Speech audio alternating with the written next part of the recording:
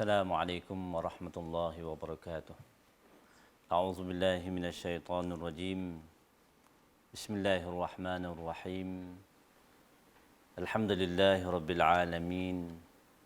Wa bihi nasta'in wassalatu wassalamu ala rasulillahil amin. Sayyidina wa habibina wa maulana Muhammadin wa ala alihi wa sahbihi ومن دعا بدعوته واستنى بسنته إلى يوم الدين سبحانك لا علم لنا إلا ما علمتنا إنك أنت العليم الحكيم ولا حول ولا قوة إلا بالله العلي العظيم أما بعد. Sedang penonton yang dihormati sekalian, Alhamdulillah, pertama kalinya kita panjatkan setinggi-tinggi kesyukuran kepada Allah Subhanahu wa taala di atas nikmat-nikmat yang cukup besar kepada kita, dan juga kita bersyukur kepada Allah SWT kita masih lagi berada dalam keadaan yang baik walaupun kita diuji dengan ujian antaranya virus corona ini, COVID-19. Tapi sebagai orang yang beriman, kita meyakini bahawa setiap apa yang berlaku itu ada hikmahnya yang tersendiri. Dan insya-Allah pada malam ni kita akan membincangkan tajuk yang berkaitan dengan al-wara' wa tarkus syubhat dalam kitab Riyadhus Shalihin insya-Allah. Sedang penonton yang dihormati sekalian, apabila kita bercakap tentang al-wara', berkenaan dengan wara' ini kita guna dalam bahasa Melayu, dan ia merujuk kepada makna at-tark, kita meninggalkan. Yang kata wara' ini dari segi bahasanya adalah kita meninggalkan, dari segi bahasa. Kemudian dari segi istilahnya berlaku khilaf di kalangan ulama apa yang dimaksudkan dengan wara' itu. Sebahagian ulama antaranya Imam An-Nawawi rahimahullah menjelaskan yang kata wara' ini adalah ijtinabu asy-syubhat khaufan min al-wuqu' fi al-muharramat. Itu yang disebut oleh Imam An-Nawawi rahimahullah, iaitu kita meninggalkan perkara yang syubhah, perkara-perkara syubhah, kerana dibimbangi kita terjerumus dalam perkara-perkara yang diharamkan Allah SWT. Jadi mana orang yang wara' ni, orang yang wara' dia menghindari perkara-perkara syubhat. Kerana apa dia menghindari? Kerana dibimbangi termasuk dalam perkara yang haram. Itu satu pandangan. Manakala pandangan yang lain, tarku ma la ba'sa bihi hadran mimma bihil ba's. Maknanya meninggalkan perkara yang sebenarnya tidak ada masalah asalnya. Dari segi hukum tidak ada masalah asalnya. Mana benda yang harus, benda yang mubah. Tapi ditinggalkan kerana dibimbangi. Perkataan itu penting. Hadran mimma bihil ba's. Takut berlaku perkara-perkara yang tidak baik selepas itu. Maknanya implikasinya implikasi yang negatif yang tidak baik. Jadi orang yang meninggalkan perkara-perkara yang sebegitu disebut dalam bahasa Arabnya adalah al-wara'. Al-wara'. Ataupun Melayu kita, bahasa Melayu menyebut sebagai wara' lah. Baik. Dalam Quran Allah Subhanahu wa taala menyebut wa tahsabunahu hayyinan wa huwa 'indallahi 'azim. Kamu menyangka ia, yakni perkara tersebut, satu perkara yang kecil, hayyinan, lekeh. Wa huwa 'indallahi 'azim, di sisi Allah perkara itu besar. Ayat ini diistinbat oleh Imam An-Nawawi rahimahullah dalam bab al-wara', dalam bab wara', kerana sebahagian manusia ni anggap benda-benda kecil ini tak ada apa. Benda-benda lekeh, benda-benda ni tak memberi kesan apa-apa. Kadang-kadang dosa kecil dianggap dosa kecil, tidak ada masalah. Kadang-kadang perkara ni perkara makruh, tak ada masalah apa. masih lagi bukan diharamkan oleh Allah Subhanahu wa taala. Tapi bagi orang yang beriman, kita kena ingat apa yang disebut oleh Allah. Kadang-kadang apa yang kamu sangka itu benda tu kecil implikasinya. Benda kecil, benda yang tak ada masalah apa. Tetapi wa huwa indallah, di sisi Allah dia adalah besar. Ini nak tunjuk bagaimana sikap orang warak ni, dia mementingkan perkara-perkara yang kadang-kadang benda yang mubah. Benda tu mubah, benda harus boleh buat, tapi dia tinggal. Kerana implikasi daripada amalan-amalan ini dia boleh menjurus ke arah benda-benda yang mudarat. Maka sebab itu ditinggalkan. Dia anggap walaupun orang anggap perkara ini kecil, tapi bagi dia amat besar. Itu orang yang mempunyai sifat wara'. Senang penonton yang dihormati sekalian, kemudian dalam ayat yang lain Allah menyebut inna rabbaka labil mirsad. Sesungguhnya Tuhan kamu ini, makna mirsad ni iaitu yuraqib. Dia melihat secara detail apa yang kamu lakukan, dan Allah akan memberi balasan. Kadang-kadang yuraqib ini maknanya bukan sekadar tengok macam tu. Dia teliti, dia perhati. Sebab tu dalam bahasa Arab, orang yang pengawas peperiksaan itu disebut sebagai muraqib. Maknanya dia tengok apa perilaku pelajar-pelajar yang sedang menjawab peperiksaan. Jadi dalam ayat yang dibacakan tadi, sesungguhnya Tuhan kamu memerhati gerak laku kamu secara detail, dan Tuhan kamu akan membalas apa saja amalan yang kamu lakukan. Baik dibalas baik, kalau jahat maknanya ganjaran yang setimpal dengan dia. Dan penonton yang dihormati sekalian, itu sebagai sedikit konsep ataupun ta'aruf kepada perkataan wara'.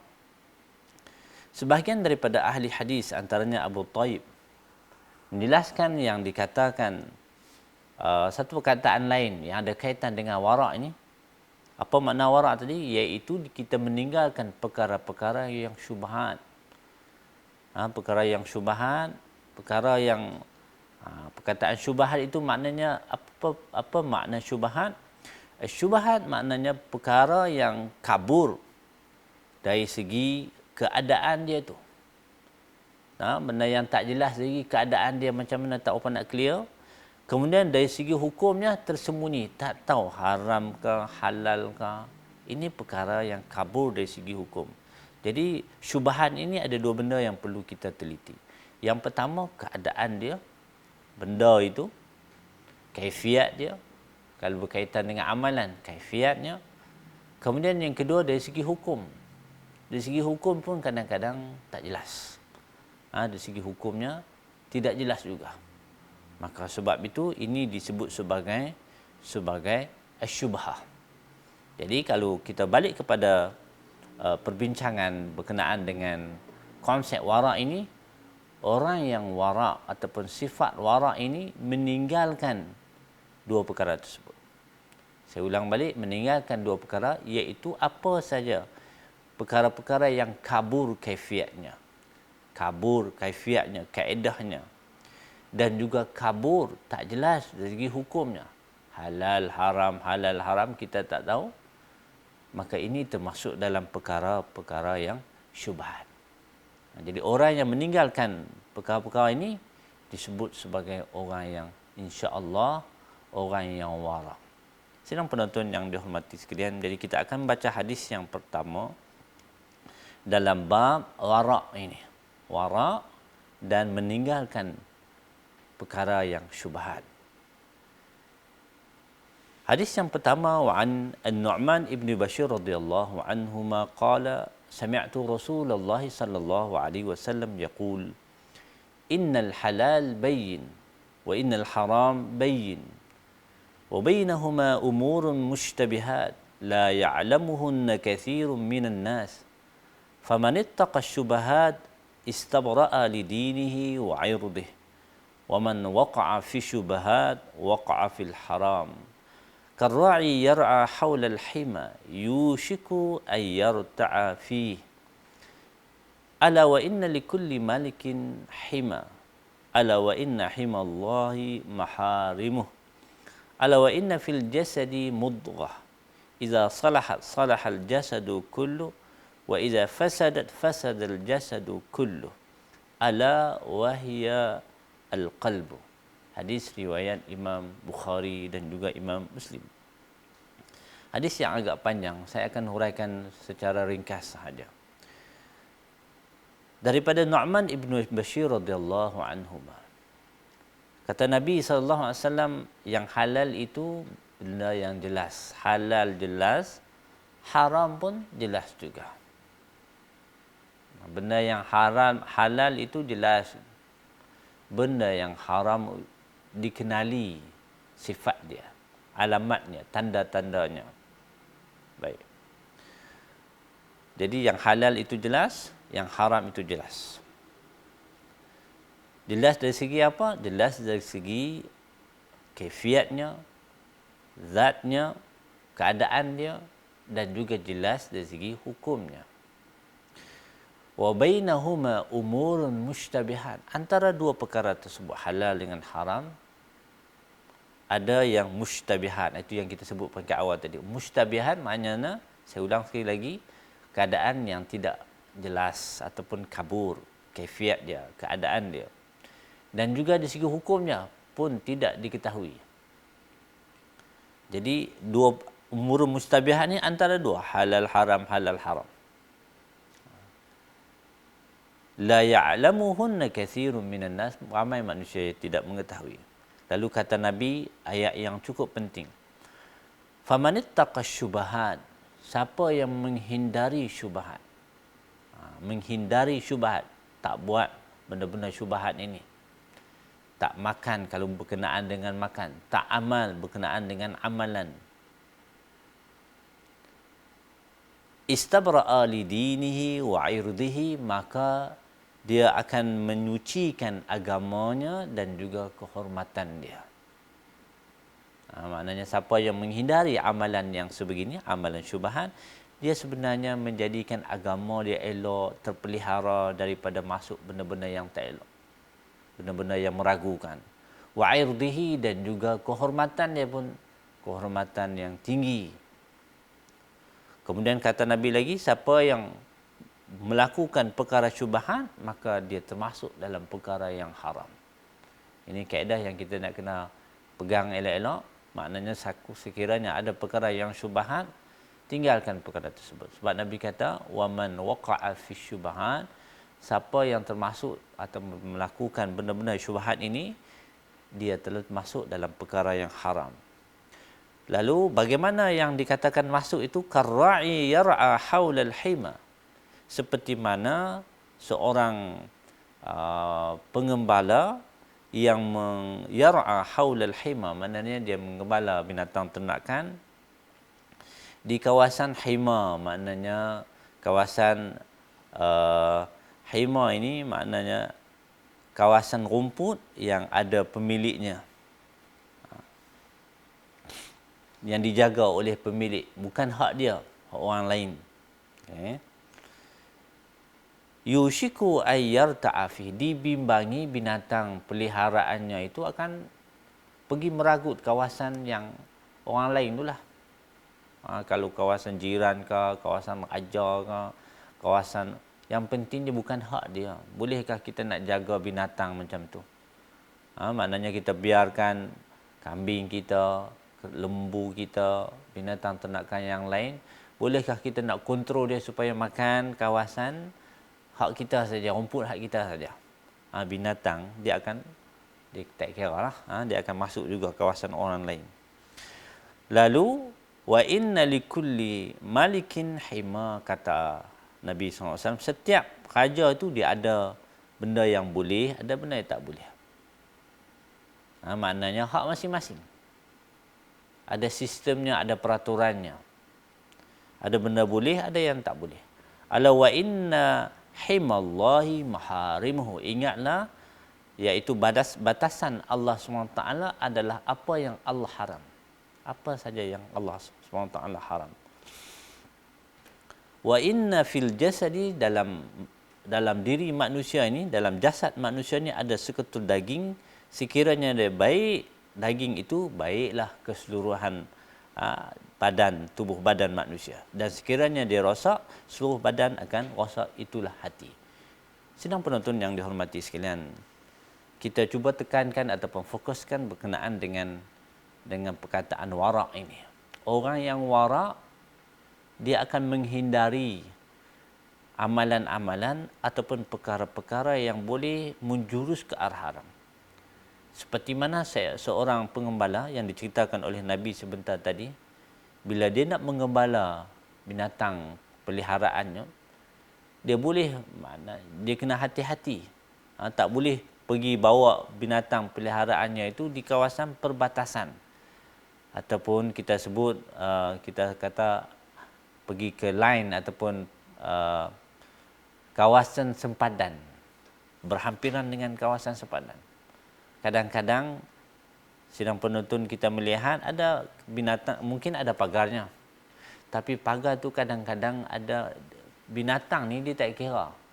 Dia nampak saja benda-benda yang boleh dimakan, mungkin di celah-celah pagar tu dia boleh suar kepala dia untuk makan. Hak bukan hak kita. Maka ini bila makan hak orang lain di kawasan orang lain, maka dia adalah satu perkara yang bukan lagi syubhat, bahkan itu adalah perkara yang haram. Jadi orang yang jaga, orang yang wara' ini, dia akan menghindari sempadan ini. Mungkin kalau dia nak buat pagar pun, mungkin kita kata pagar, mungkin 3 kaki atau 1 kaki di dalam kawasan dia. Supaya apabila binatang tadi nak pergi ataupun nak masukkan kepala dia di celah-celah pagar tadi, dia hanya kawasan dia juga. Itu pun kawasan dia juga. Ini orang-orang yang maknanya dari segi wara', maka dia akan jaga supaya tidak termasuk dalam perkara-perkara yang haram. Sidang penonton yang dihormati sekalian, itu yang dicerita oleh Nabi sallallahu alaihi wasallam.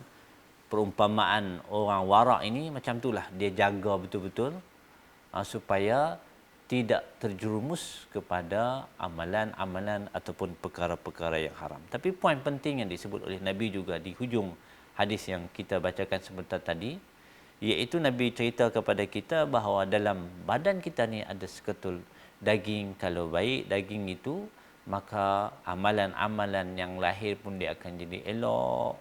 Tapi kalau seketul daging itu rosak, maka amalan yang akan lahir juga adalah amalan-amalan yang rosak, yang tidak baik. Itulah hati. Apa kaitan hati ini dalam hadis yang berkenaan dengan syubhat ataupun meninggalkan perkara yang syubhat ini? Iaitu hati manusia ini dialah yang kontrol. Dia perlu dilatih untuk dia kontrol amalan manusia ni supaya ikut syariat Allah Subhanahu wa taala. Jadi hati maknanya perlu dilatih, perlu ditarbiyah untuk mengikuti ajaran Allah Subhanahu wa taala, walaupun keadaan itu tidak disukai oleh syahwat, oleh nafsu syahwat. Kita akan dapati memang hati, nafsu syahwat nak macam ni, tapi Islam nak macam tu. Fa'alhamaha fujuraha wa taqwaha. Maknanya ada ke arah fujur, desakan ke arah fujur, ada ke arah taqwa. Maka dalam hal ini, kalau mengikut hawa nafsu, kita akan pergi ke fujur. Tapi kalau hati kita dididik dengan didikan iman, didikan Islam yang sebenar, maka insya-Allah hati kita akan pilih jalan yang baik dan kita akan melalui maknanya syariat Allah SWT, akan mengambil syariat Allah lebih, kita utamakan yang itu. Sidang penonton yang dihormati sekalian, kemudian kita akan melihat hadis yang seterusnya. hadis yang seterusnya ini untuk menjelaskan bagaimana ada sikap wara' itu.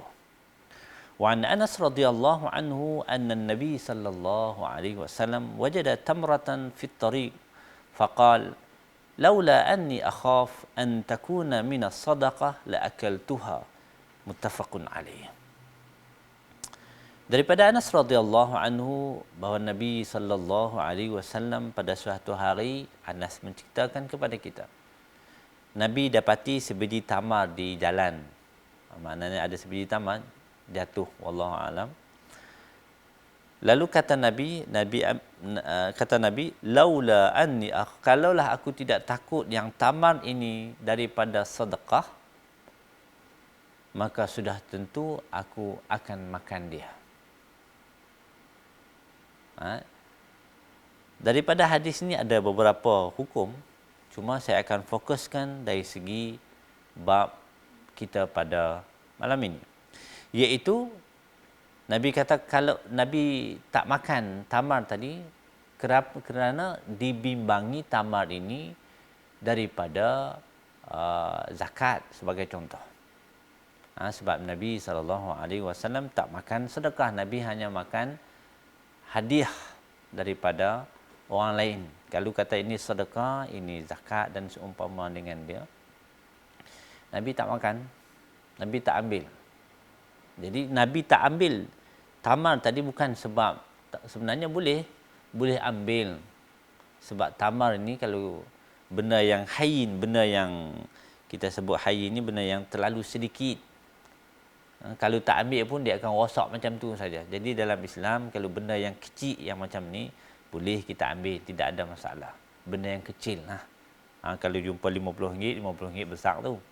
Jadi mana hak benda yang kecil-kecil ni? Benda yang pada pandangan awam ini hakir. Umpama kalau sidang penonton jumpa, kita jumpa buah rambutan, sebiji buah rambutan masak di jalan, boleh ataupun tidak? Bolehkah untuk kita ambil rambutan tadi? Jadi benda ni benda hakir, dari segi hukumnya tidak ada masalah. Sebab tu Nabi kata kalaulah maknanya dibimbangi, kalaulah ini benda ini jelas bukan daripada sedekah, bukan daripada zakat, dia mungkin derma dan sebagainya, dah tentu Nabi sallallahu alaihi wasallam ambil benda itu. Kalau tak ambil pun dia akan rosak macam tu saja.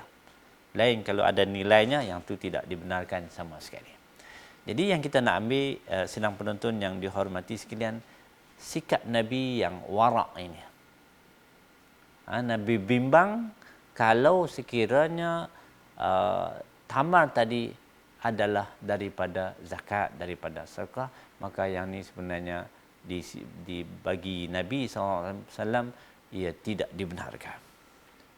Sidang penonton yang dihormati sekalian, kemudian hadis yang ketiga, ada lagi ciri-ciri yang berkaitan dengan sifat wara' ini.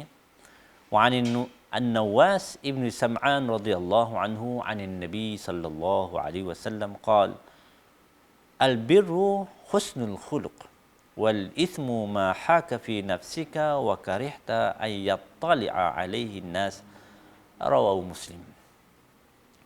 Daripada Nawas ibn Sam'an radhiyallahu anhu 'anin Nabi sallallahu alaihi wasallam qala, baik ini benda yang baik, kalimatun jami'ah, benda yang baik, benda yang elok adalah husnul khuluq. Dari segi perilaku kita ni pun, yang kata baik ni, semua perilaku baik ni, perilaku yang kita nampak cantik itu baiklah. Kalau orang senyum kepada kita, itu adalah satu kebaikan. Kalau orang senyum, cara berjalan pun kita nampak itu adalah jalan yang baik. Ada juga jalan yang tak baik. Kalau kita tengok saja jalan lagak macam sombong, itu tidak baik namanya. Jadi Nabi jelaskan kepada kita yang kata bir ni, hak benda baik ni, amalan ataupun akhlak yang baik. Wal ithmu, dan sebaliknya. Al ithm maknanya sebaliknya, benda yang tak baik lah. Ma haka fi nafsik, benda yang meragukan diri kamu. dan kamu tak suka orang tahu. Tak suka orang tahu. Jadi yang saya nak ambil di sini adalah yang kata syubhat ini ada unsur taraddud, ma haka fi nafsik. Dalam jiwa kita ni dia jadi confused. Dia ada taraddud, dia ada ragu-ragu. Jadi yang syubhat ni dia ada ragu-ragu. Itu saya yang nak disebut dalam yang kata perkara-perkara syubhat, amalan-amalan syubhat, apa saja yang syubhat ini termasuk makanan. Hatta pandangan sekalipun, benda yang dalam diri kita ni kita ada sedikit keraguan. Itu benda-benda tu nak kena hati-hati. Maknanya salah satu daripada ciri syubhat ini, dia ada keraguan. Keraguan dalam diri kita. Ada keraguan saja, maka dikira sebagai ada unsur syubhat. Tapi kita nak kena tengok juga, bukan bila sebut ragu ni semua orang ragu. Dah, orang-orang yang Allah Subhanahu Wa Taala bagi kepada dia ilmu, maknanya diberi kepada dia iman, makna penilaian ragu-ragu itu pun kita nak kena clear juga. Bukan semua orang. Kalau semua orang ragu, jadi orang yang iman, maknanya kita samakan semua orang, ini perkara yang tak sepatutnya lah. Perkara yang tidak sepatutnya. Itu yang sifat yang ketiga, iaitu ada unsur taraddud. Ada unsur taraddud. Dijelaskan dalam hadis yang lain. Berkenaan dengan orang yang wara' ini adalah orang yang tidak ragu-ragu. Orang yang tidak ragu-ragu dengan amalan, dengan perkara-perkara makanan ke, pandangan, fikiran dan sebagainya, dia tak pernah ragu-ragu.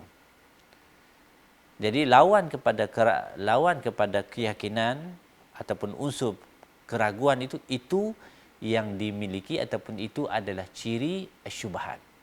Dalam satu hadis Nabi SAW, seorang sahabat nama dia Wabisah ibnu Ma'bad datang berjumpa dengan Nabi SAW. Ataitu Rasulullah. Berjumpa dengan Nabi SAW.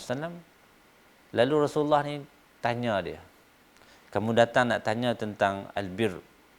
Sidang penonton, saya terus terjemah hadis ini dengan mafhum. Lalu kata sahabatnya, qultu na'am, ya, saya datang nak tanya tentang kebaikan ya Rasulullah. Macam mana nak kenal benda tu baik, dan juga sebaliknya. Lalu kata Nabi SAW, istafti qalbak, tanyalah hati kamu. Rasulullah kata kepada Wabisah, tanya hati kamu. Albirru matma'annat ilaihi nafsu watma'anna ilaihi qalbu. Yang kata kebaikan itu adalah apa yang jiwa kamu rasa tenang. Apa yang jiwa kamu rasa tenang dengannya, dan juga hati kamu tenang. Itu kata Nabi. Manakala yang tak baik, mahaka fin nafsi, apa yang menyebabkan keraguan dalam diri kamu, jiwa kamu, wa taraddud fi sadr. Taraddud ni maknanya ada sifat ragu-ragu dalam dada kamu.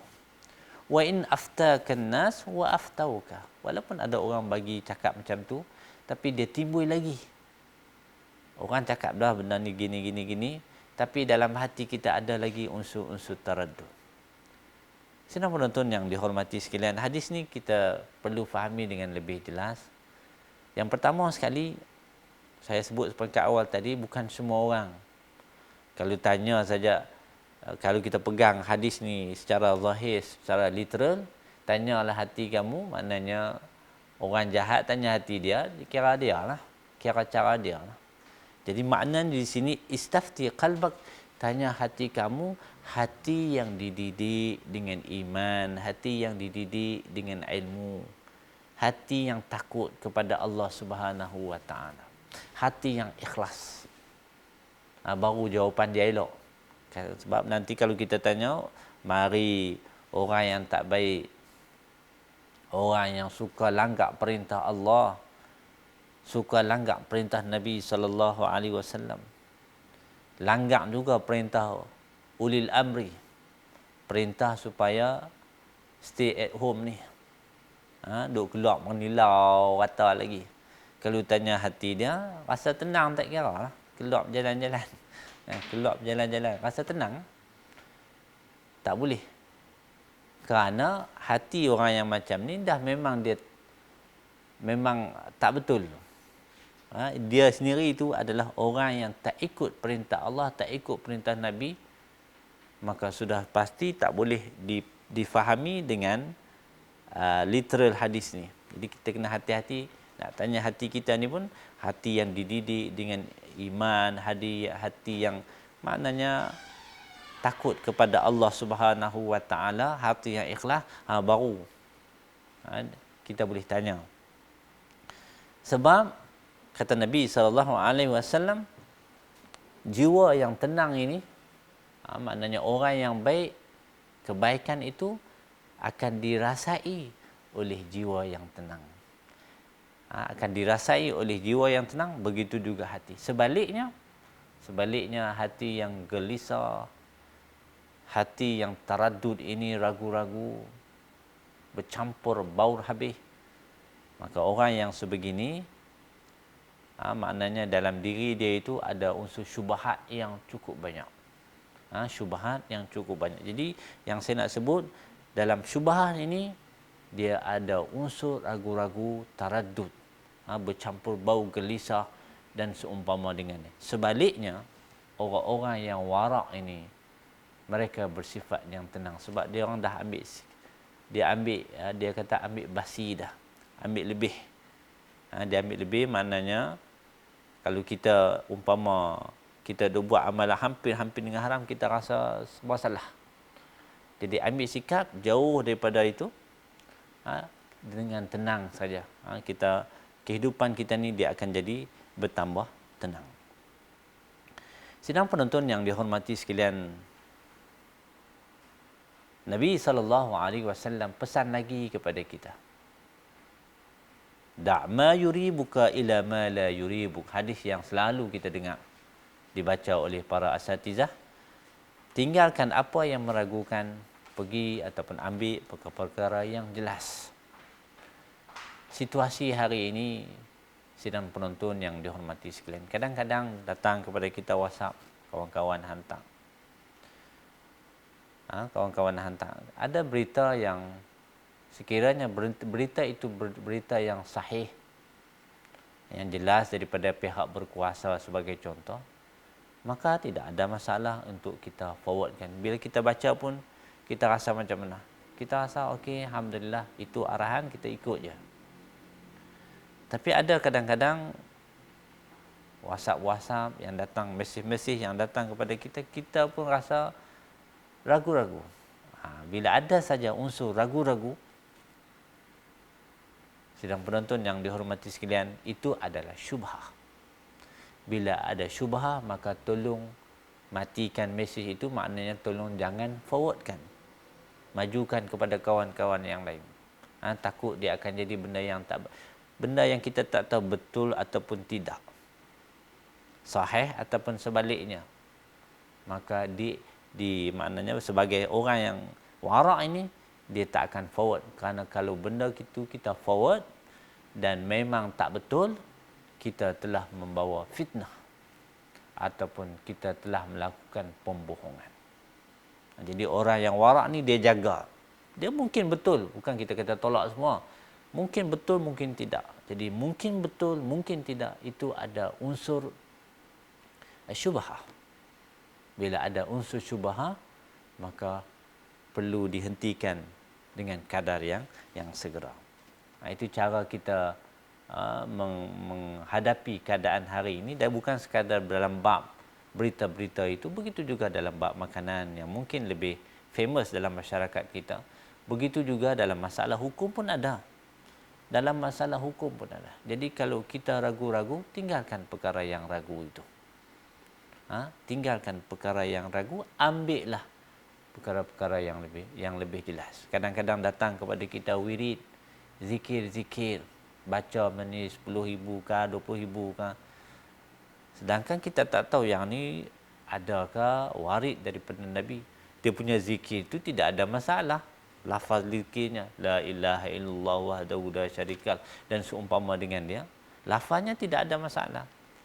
Tapi adakah dengan kita buat sebanyak 10,000, 20,000, 30,000 dan seumpamanya, itu akan dapat sekian pahala ganjaran gini. Adakah ini disebut oleh Nabi sallallahu alaihi wasallam? Jadi oleh kerana kita ragu-ragu yang ni betul tak betul, al-maklum kita pun orang awam tak pasti yang ni betul ke ada hadis Nabi macam ni, maka Nabi pesan kepada kita, tinggalkan perkara yang meragukan itu, ambil perkara yang sudah jelas di dalam hadis-hadis Nabi. Walaupun zikir-zikir yang kita tahu hadis Nabi itu mungkin tak banyak, tapi amal yang tak banyak itu pun sekurang-kurangnya dia adalah sahih daripada Nabi sallallahu alaihi wasallam. Itu lebih afdal dan itu yang terbaik. Sidang penonton yang dihormati sekalian, kita nak melihat bagaimana satu amalan ataupun satu cerita daripada Sayyidina Umar Al-Khattab radhiyallahu anhu. Bagaimana Sayyidina Umar ini orang yang kedua terbaik selepas Nabi sallallahu alaihi wasallam. Maknanya yang terbaik selepas Nabi Abu Bakar Siddiq radhiyallahu anhu. Yang keduanya adalah Umar Al-Khattab radhiyallahu anhu. Jadi Sayyidina Umar ni pada satu hari masa zaman Sayyidina Umar menjadi khalifah. Jadi beliau memberi hadiah kepada orang muhajirin yang awal yang berada di Madinah sebanyak 4,000. Seorang 4,000. Agihan bantuan. Lalu sampai kepada anak beliau, iaitu Abdullah bin Umar. Maka Sayyidina Umar bagi 3,500. 3,500. Orang lain dapat 4,000, kat anak dia 3,500. Lalu ditanya kepada Sayyidina Umar, kenapa kamu bagi kurang daripada orang lain, muhajirin yang lain? Ditanya kepada Sayyidina Umar. Lalu Sayyidina Umar kata, innama hajara bihi abuhu. Maknanya yang berhijrah, yang bawa dia ataupun yang bawa dia untuk berhijrah adalah ayahnya. Ayahnya siapa dia? Sayyidina Umar lah. Jadi waktu Sayyidina Umar hijrah tu, dia hijrah bersama dengan Abdullah bin Umar. Waktu tu baru umur 11 tahun. Waktu tu umur dia 11 tahun.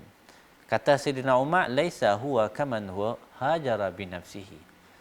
Maknanya hijrah Abdullah bin Umar ni tak seperti mana orang yang berhijrah muhajirin yang lain. Dia ikut pak dia. Maknanya dia ikut saya lah. Sayyidina Umar kata. Apa kaitan dengan tajuk ini? Sidang penonton yang dihormati sekalian. Maknanya Sayyidina Umar tak mau ambil. Kalau nak ambil lebih, nak ambil 4,000 seperti mana muhajirin yang lain tu pun, rasanya tidak ada masalah. Sebab dikira muhajir juga. Tapi bagaimana ambil sikap warak, kurang sedikit.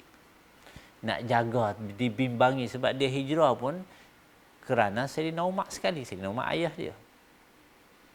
Jadi tak boleh bagi Sayyidina Umar, tak sepatutnya dapat penuh. Kerana yang susah, payah adalah ayah dia. Anak ni ikut ayah.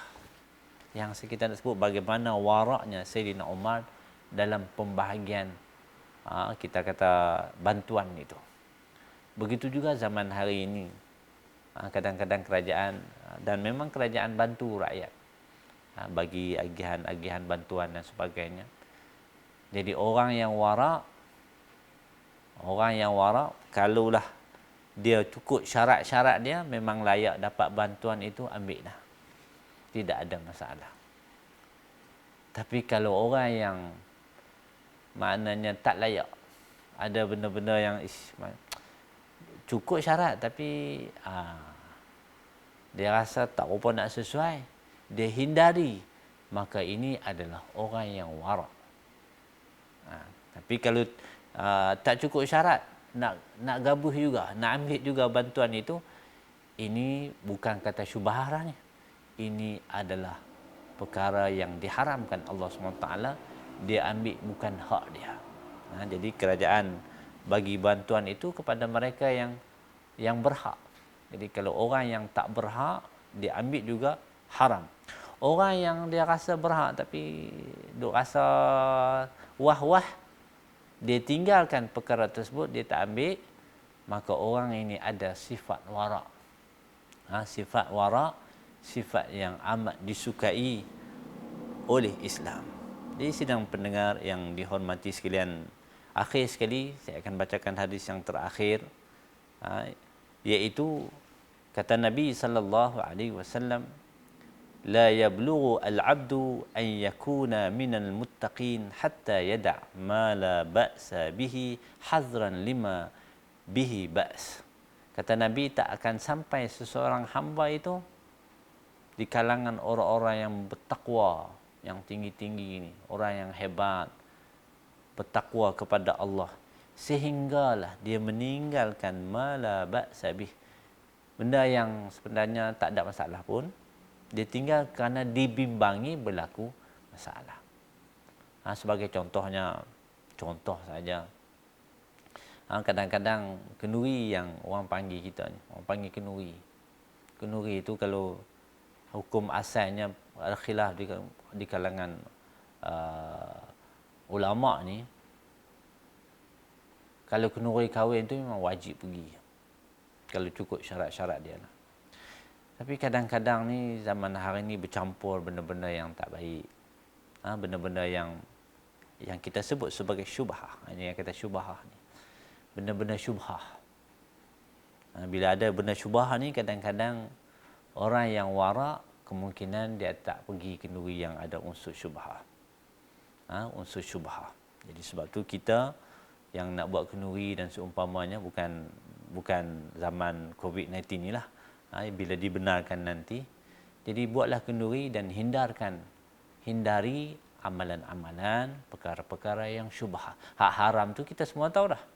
Hak yang kadang-kadang syubhah ini, benda-benda syubhah, kena tanya orang alim, para ustaz, adakah ini benda ni clear ataupun tak clear. Jadi kalau kita rasa tak clear, maka hindarkan perkara tersebut. Moga-moga yang akan makan kenduri kita, jamuan yang disediakan itu adalah orang-orang yang baik. Sidang penonton yang dihormati sekalian, jadi kesimpulan daripada tajuk kita petang ini atau malam ini berkenaan dengan al-wara' ini, saya jelaskan. Yang pertama sekali, al-wara' ini ataupun perkataan wara' itu adalah orang yang dia jaga lebih, dia amat-amat jaga. Kalau kita katakan di sini adalah sempadan yang haram, maka dia ambil sikit, dia hindari. Macam kita duk buat sempadan rumah kita itu, maka kita akan ambil satu kaki masuk dalam kawasan kita lebih, supaya apa-apa berlaku dia senang. Kalau kita ambil tengah-tengah tu, kemungkinan dia akan termasuk hak kawan kita. Bila ambil hak kawan kita, itu adalah amalan-amalan yang haram, yang tidak dibenarkan. Jadi kita hindari. Dari segi amalan pun, orang yang wara' ini dia jaga. Sebab itu kadang-kadang kita jumpa orang yang maknanya benda itu sebenarnya okey, tidak ada masalah, benda yang harus, tapi dia hindari juga. Dia hindari sebab takut-takut. Itu yang kata takut-takut terjerumus dalam perkara-perkara yang tidak baik. Kemudian syubhat ni dia ada ciri-ciri dia. Syubhat ni dia ada ciri-ciri dia. Yang pertama sekali yang difahami daripada hadis-hadis yang kita baca sebentar tadi, yang pertama sekali, yang bila sebut syubhat ni, dia tidak ada ilmu. Dia tak ada ilmu, tak tahu dalam bab ini. Itu antara unsur syubhah. Yang kalau ada unsur yang macam tu, ni kita nak kena jaga. Dia tu tak tahu. Yang kedua, ada unsur tasahul. Tasahul maknanya dia ambil mudah. Pergi makan di kedai yang kedai non-Muslim. Kedai yang memang non-Muslim, tukang masak pun mungkin juga non-Muslim juga. Maknanya mereka nak menjalankan perniagaan tidak ada masalah ni, kita ni orang yang syubah, orang yang warak ni nak kena hati-hati juga, nak kena pilih-pilih juga. Maknanya pergi non-Muslim, kemudian yang menyediakan masakan pun non-Muslim. Yang ni ada unsur-unsur yang tak boleh ambil ringan. Nak kena ambil berat apa yang kita nak makan dan juga apa yang kita nak minum. Kemudian yang ketiga yang saya sebut banyak tadi, beberapa kali, iaitu ada unsur ragu-ragu. Jadi syubhat ni dia akan timbul, dia akan datang hukum syubhat bila ada unsur ragu-ragu. Dan yang terakhir yang disebut oleh Nabi sallallahu alaihi wasallam, syubhat ni sudah pasti orang itu ada unsur syubhat ini mereka yang tidak dididik. Hati yang tidak dididik, hati yang tidak ditarbiyah dengan didikan Islam, maka mereka ini mungkin dia rasa kami tak ada taradud, kami tak ada ragu-ragu, tapi sebenarnya mereka mungkin melakukan lebih daripada perkara syubhat, iaitu perkara-perkara yang diharamkan oleh Allah SWT. Jadi kewajipan kita sebagai orang yang beriman, maknanya kita didik hati kita dengan didikan Quran, dengan didikan hadis-hadis Nabi sallallahu alaihi wasallam yang sahih, dan juga akhlak-akhlak yang baik. Moga-moga dia membentuk hati yang murni dan seterusnya melahirkan amalan-amalan yang baik dan juga wara', menghindari asyubhat. Wallahu taala alam.